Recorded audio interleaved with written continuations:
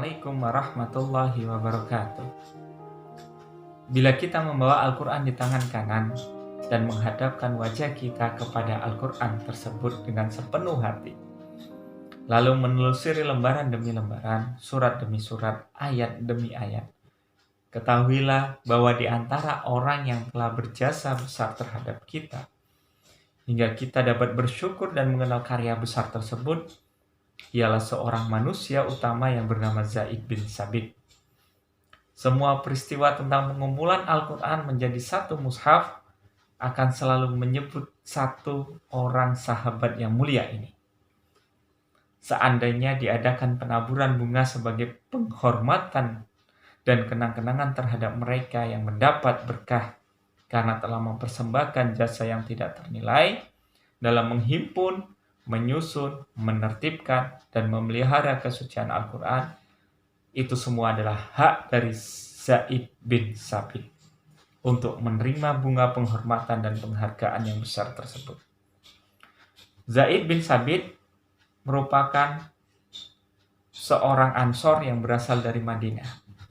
Dia masuk Islam saat usianya 11 tahun bersama dengan keluarganya. Bahkan ketika terjadi perang Badar, orang tuanya mengajak Zaid untuk ikut berperang, namun ditolak oleh Rasulullah karena umur dan fisiknya yang masih kecil.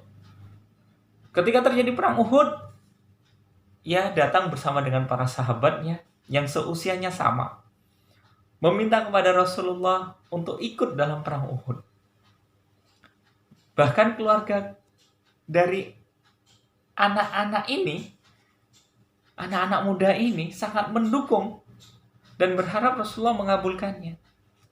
Dan Rasulullah mengamati pasukan berkuda kecil tersebut dengan pandangan yang sangat penuh syukur. Ide pengumpulan Al-Quran ini berasal dari Umar bin Khattab yang ketika itu disampaikan kepada Khalifah Abu Bakar As-Siddiq karena melihat banyaknya sahabat-sahabat penghafal Al-Quran yang wafat dalam peperangan.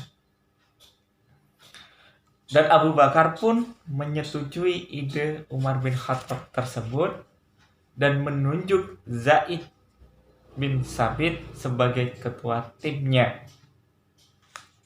Zaid pun mulai mengumpulkan lembaran-lembaran Al-Quran yang masih berantakan, yang masih berserakan, yang ada di beberapa para sahabat.